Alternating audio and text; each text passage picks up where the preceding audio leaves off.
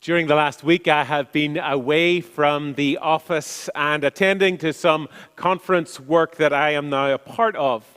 You see, at our last annual conference here in Florida, I was confirmed as a member of the Board of Ordained Ministry, along with 3 other members from Memorial.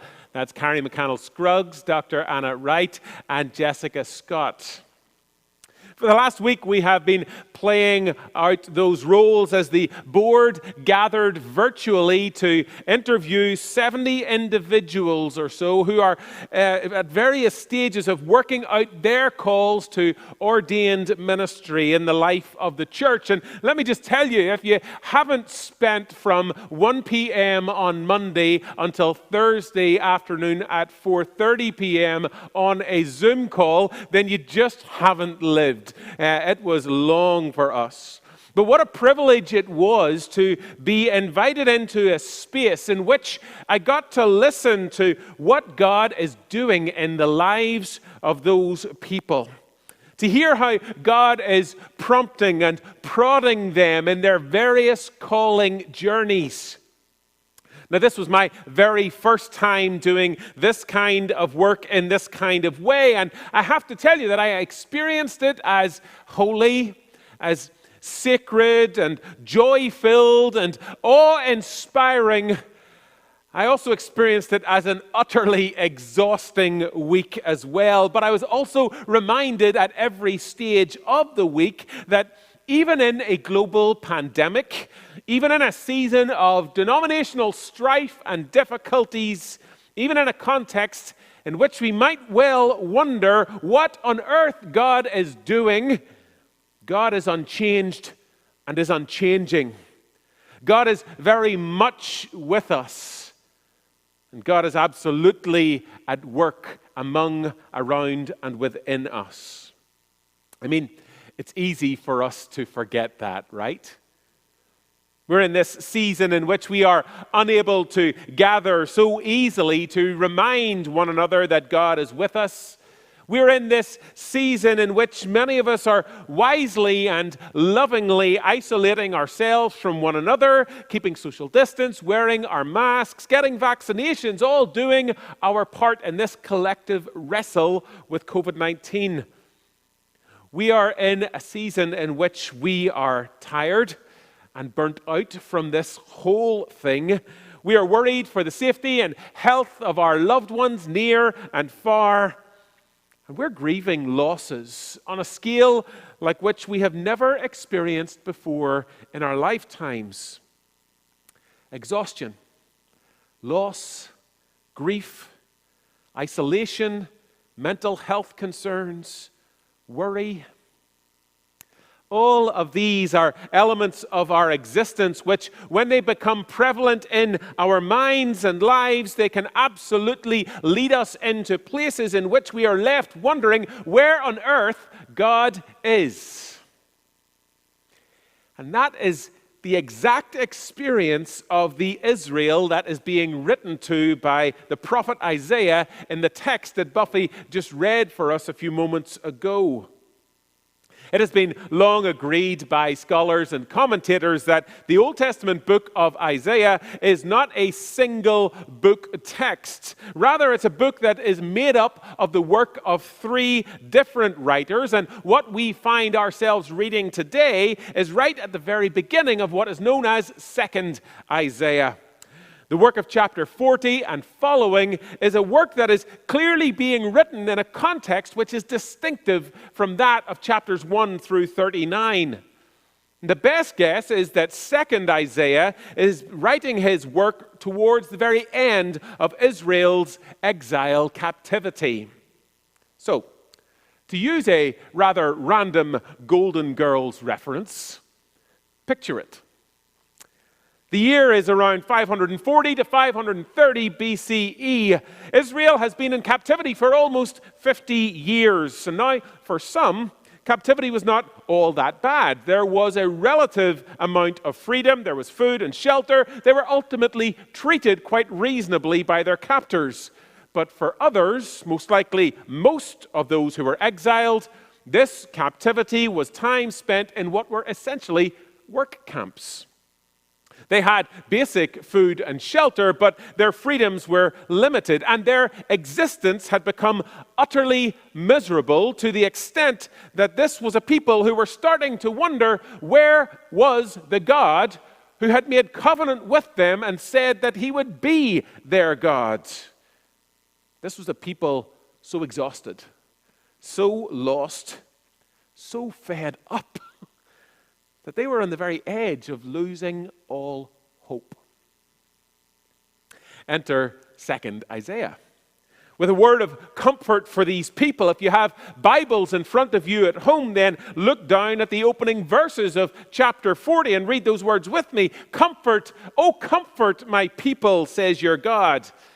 And then in the lines thereafter, 2nd Isaiah goes on to remind these people that their hope is not gone, that a highway will be opened up for them to return home from their exile, that the promise of God still stands. The grass withers and the flower fades, but the word of our God, that is, the promise of God, the covenant of God, it lasts forever. You see, in their misery and in their sense of lost hope, these people have started to put their faith in other things, idols.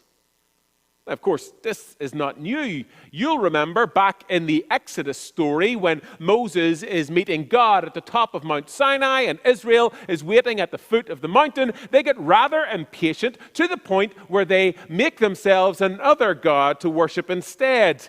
You see, it's part of our human nature to look for immediate answers to our present crises, rather than keep faith with the long-made promises that have been made. We are creatures who love convenient and instant answers. We love to microwave things and have them there in just a few seconds, rather than marinating them and having to wait a little bit longer.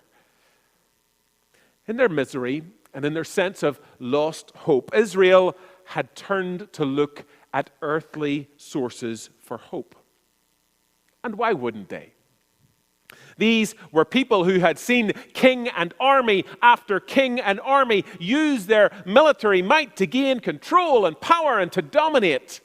The Assyrians, the Babylonians, and the Persians, they had seen them all ruling with an iron fist, and it seemed like it was working. So why should these people wait on a God who didn't even seem to be around anymore and who seemed happy for them to continue in their years of exile from home? I mean, why should they keep faith? Well, in response to that question, 2nd Isaiah writes this poem that we have read today, in which he proclaims the incomparable power of God and reminds Israel that this is their truth, that this is the very foundation of who they are. Have you not known? Have you not heard? Has it not been told to you from the very beginning? Have you not understood it from the foundations of the earth? Now, in my mind, whenever I read those words, I race back to the 1980s and to that movie that many of you will have seen, Back to the Future. And it's like this moment when Biff Tannen meets George McFly for the very first time. You might remember it. McFly, hello, is there anybody in there? Now, of course, this is Isaiah. He's a prophet of God, not a schoolyard bully. And this is a word of great comfort and hope, not a threat seeking homework done by someone else. But you get the idea. That's what's going on here. Israel, hello, is there anybody in there? Have you not known? Have you not heard? Have you not been told this from the very beginning? Have you not seen it from the foundations of the earth? Isaiah is reminding these people of who they are and who their God is. This is the God who made the heavens and the earth and everything therein, every person therein. This God is the creator of all things. This is the God who sits above the circle of the earth, whose inhabitants are like grasshoppers by comparison. Israel, hello. Your God is huge. Your God is mighty. Your God is everlasting and is eternal. The Assyrians, the Babylonians, the Persians, they will come and go and cannot be compared to your God. Your God can be compared to no one. And better still, your God is not selfish with this power. Look at verse 29 in the text to see what it is that God does with this great and incomparable power. God gives power to the faint and strength to the weary. And that is what is needed, my friends, because when we try to go it alone, when we try to place our trust in other sources of power, it always results in failure and disappointment, because even youths grow weary and faint. Even the young become exhausted. Even those who we think have all of the strength and all of the might and all of the energy and all of the buzz to get done what we need done, well, they get tired too. They get tired too. They're unable to do that which we want or need them to do because they get tired too. And so what does 2nd Isaiah suggest that Israel ought to do? Wait. Oh, wait. What? Yeah. Wait. Those who wait on the Lord shall renew their strength. They shall mount up with wings like eagles. They shall run and not grow weary. They shall walk and not faint. Those who wait on the Lord, Isaiah is saying, will have all that they need to keep on going until the time when the promise of the Lord, a promise to bring Israel through, to bring them home, to be their God, when that promise is fulfilled. Now, I want you to notice, it's not those who work hardest for the Lord. It's not those who have read the Bible through the most times for the Lord or who have prayed longest into the night for the Lord. It's not those who do the best job for the Lord. It's not those who are pious for the Lord. It's those who wait for the Lord. Those who wait believing that the God who has always come through in line with God's promises will do so again. And so, church, as we listen in on this dialogue between 2nd Isaiah and Israel, perhaps we too can relate to some of Israel's predicament. Now, I know it's only been 12 months for us and not 50 years, but this past year has felt like an exhausting moment of exile in our lives, right? Perhaps we can see our present times and our present journey and all of the struggle that we have going on as a bit of an exile journey of our own. And if we do, as we do, perhaps we can also listen in and hear Isaiah's call to remember who God is and what we are to do. You see, the God who was still is. The God who was still is. The God who was the creator of all things still is. The God who was good in the very best of times still is. The God who was mighty to save when you and I needed it most still is. The God who was willing to be with us still is. The God who was still is.